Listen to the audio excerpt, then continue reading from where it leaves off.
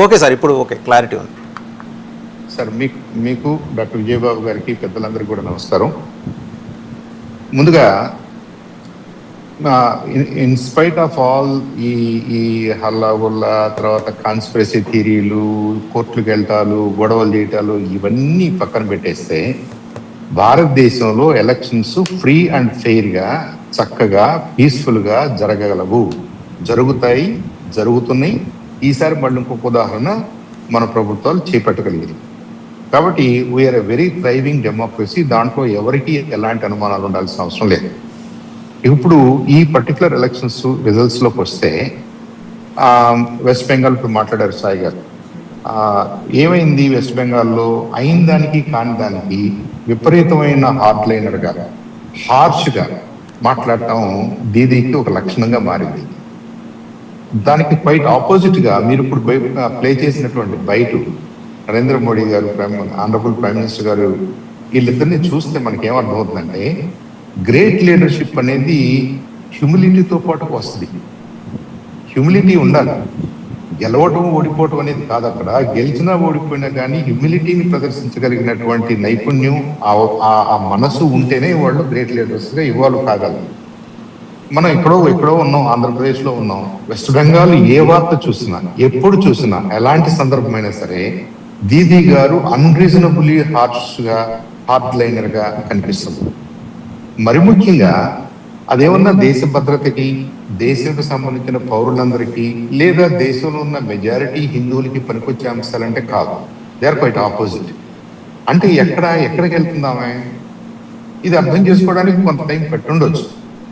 అందరికంటే చైతన్యవంతులైన వెస్ట్ బెంగాల్లో వాళ్ళు కూడా సహనం కోల్పోయి వాళ్ళు మార్పు కోరుకున్నారు. కమ్యూనిస్ట్ పార్టీ కాదనుకుని టీఎంసీకి వస్తే, టీఎంసీలో కూడా గత 3 సందర్భాల్లో, 3 టర్మ్స్లో కూడా ఇవి increasingly she standing against people అనేది మనకు అర్థమవుతుంది. ఇంక్రీజింగ్లీ అగెన్స్ట్ మెజారిటీ సెంటిమెంట్ అని కూడా మనకు కనిపిస్తుంది. పండుగల విషయంలో కానివ్వండి, లేదంటే ఇమిగ్రెంట్స్ విషయంలో కానివ్వండి, ఎస్ఐఆర్ విషయంలో కానివ్వండి, లేదు ఆమె సుప్రీంకోర్టుకి వెళ్ళి ఏదో పోరాటం చేసేసి సుప్రీంకోర్టులో కూడా పోరాటాలు చేసే అంత నారీ శక్తి నేనే అని చూపించుకోవడం, ఇవన్నీ కూడా ఏంటంటే అగ్రెసివ్గా ఉండటంలో తప్పలేదు, మొండిగా ఉండటంలో తప్పలేదు. కానీ మెజారిటీ పీపుల్ సెంటిమెంట్స్కి, అభిప్రాయాలకి, ఆలోచనలకి మీరు వ్యతిరేకంగా మాట్లాడుతున్నప్పుడు ఆబ్వియస్లీ టైడ్ విల్ టర్న్. ఆమెకి వాళ్ళదే జరిగింది. 3 సార్లు సీఎం అయినంత మాత్రాన యాంటీ ఇంక్యుబెన్సీ అనే కంటే యాంటీ ఇంక్యుబెన్సీకి కూడా ప్రధానమైన కారణాలు వెస్ట్ బెంగాల్లో క్లియర్గా కనిపిస్తున్నాయి. దానికి ఆల్టర్నేటివ్ బీజేపీ ప్రపోజల్ కూడా క్లియర్గా కనిపిస్తుంది. బీజేపీ లీడర్షిప్ కూడా ఆ క్లారిటీ ఇవ్వగలుగుతుంది. ఆ పర్సనాలిటీస్ కూడా ఇవాళ వెస్ట్ బెంగాల్ ప్రజలు చూశారు. కాబట్టి అంత గణనీయమైన మార్పు వెస్ట్ బెంగాల్లో రావడానికి నా ఉద్దేశం మమతా బెనర్జీ గారు, టీఎంసీ లీడర్షిప్, వాళ్ళ దూకుడు, ద్వంద్వ వైఖరి విధానాలు అని నేను అనుకుంటున్నాను. I think it's fully justified. West Bengal ప్రజల ఆకాంక్షలు నెరవేరినట్టుగానే మనం చూడాలి. అలాగే తమిళనాడు డెఫినెట్గా is an eye opener for all of us.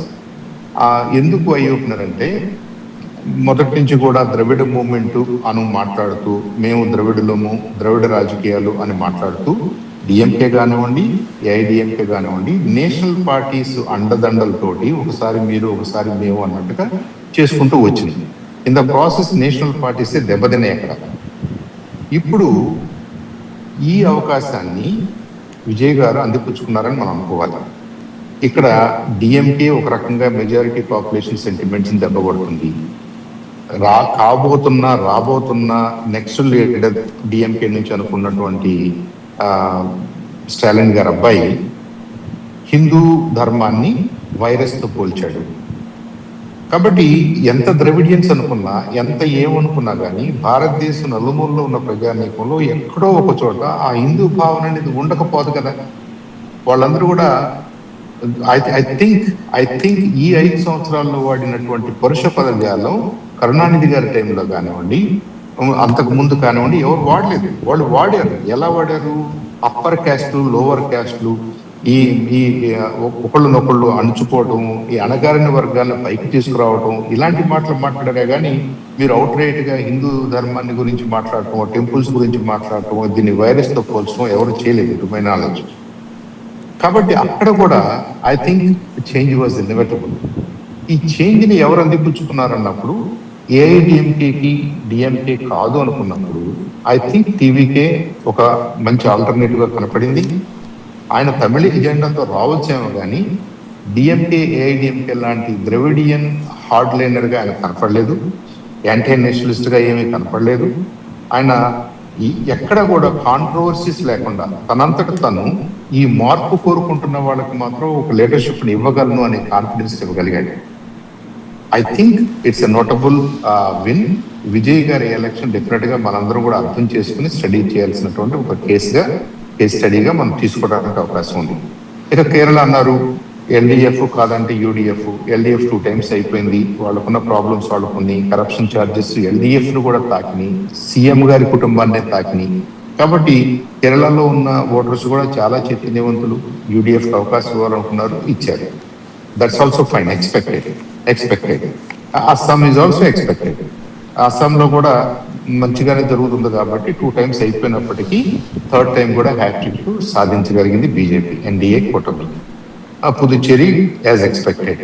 So మనం కొద్దిగా అటు ఇటుగా ఆలోచిస్తున్నారేమో అనుకున్న వాళ్ళకి west Bengal is a shocker, Tamil Nadu is a shocker. తమిళనాడులో మార్పు కోరుకుంటున్నారు తెలుసు కానీ టీవీకి ఇంతగా ఎలైన్ అవుతారా, టీవీకి ఇంతగా నమ్ముతారా, విజయ్కి ఇంత అవకాశం ఇస్తారా అనేది చాలా మందికి surprising. But it's a good thing దే కదా, that's the strength of democracy. మనం ప్రజల అభిప్రాయాన్ని గౌరవించుకుంటూ ఎవరు ఎలాంటి వర్డిక్ట్ ఇస్తారో ఆ వర్డిక్ట్ ని ఎందుకు ఇచ్చారో అర్థం చేసుకుని నెక్స్ట్ టైం అలాంటి కరెక్షన్స్ చేసుకోవాలి, తప్పదు.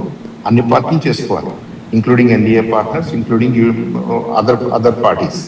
కాబట్టి నాకు ఎలా అర్థమవుతుందంటే ఇవాళ బీజేపీ కంట్రీ వైడ్ గా ఒక పాజిటివ్ వేవ్ లో ఎలక్షన్స్ చేసుకోగలగడానికి, గెలవడానికి, లేదా వాళ్ళు గెలవలేకపోయినా కేరళ లాంటి ప్లేసెస్ లో ఆనరబుల్ గా ఎలక్షన్స్ లో పార్టిసిపేట్ చేసి లీడర్షిప్ హ్యూమిలిటీ ప్రదర్శిస్తూ నేషన్ ని కాపాడగలిగిన శక్తిగా పెరిగింది. కాబట్టి జాతీయత, మనము అనే భావాన్ని, ఆ భావానికి ఒక రెస్పెక్ట్ ని గ్లోబల్లీ తీసుకురాగలిగింది. కాబట్టి డెఫినెట్లీ బీజేపీ లెడ్ ఎన్డీఏని ప్రజలు